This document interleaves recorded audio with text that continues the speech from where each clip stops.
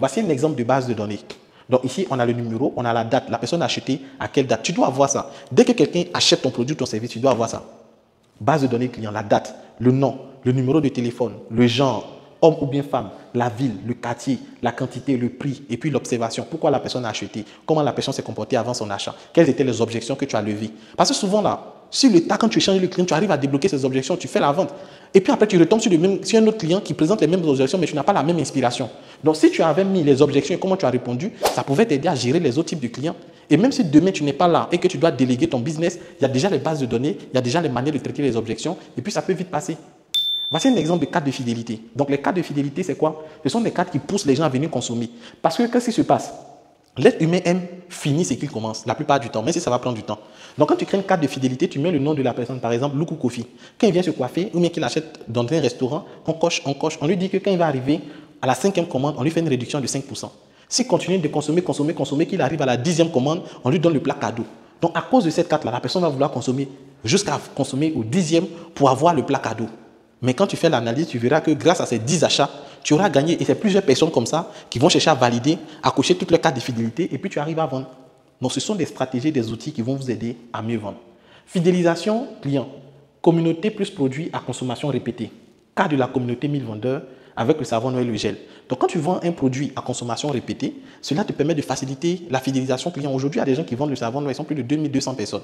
Donc quand ils finissent de vendre le savon, je vais vous montrer un peu le schéma.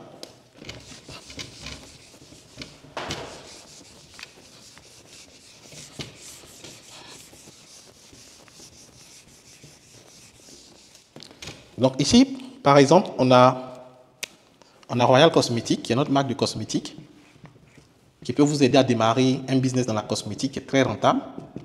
Donc quand tu vends un produit à consommation répétée, on a Royal Cosmetics. Royal Cosmetics permet aux gens d'avoir un carton de savon noir ou de gel. Les gens achètent le carton en gros.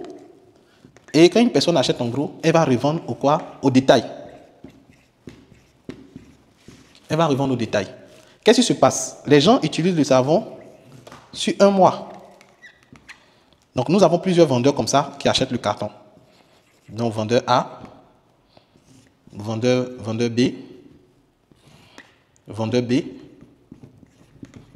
qui a aussi ses clients. Donc qu'est-ce qui se passe? Lorsque la personne finit d'utiliser son savon, il va relancer le vendeur A. Ah, mon savon est fini, hein. J'ai besoin de savon. Le vendeur A va venir faire quoi? Acheter son carton.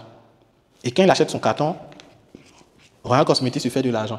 Donc, à chaque fois que tu vends un produit dont les gens auront besoin régulièrement, ça met la pression aux vendeurs et les vendeurs aussi doivent renouveler leur stock. Et quand c'est comme ça, les produits sortent.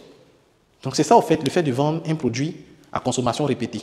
Parce que si aujourd'hui j'achète le savon chez toi, et que toi-même, tu ne veux plus faire le business. Mais moi, je viens dire, ah, j'ai besoin de 2 boîtes, j'ai besoin de 2 boîtes. Tu seras obligé d'aller prendre ton carton. Parce que derrière, moi, j'ai besoin du produit, puisque régulièrement, je dois utiliser le produit. Donc, création de base de données client avec Google Forms. Donc, vous pouvez utiliser Google Forms pour créer votre base de données client. On va le voir lorsqu'on fait le marketing digital.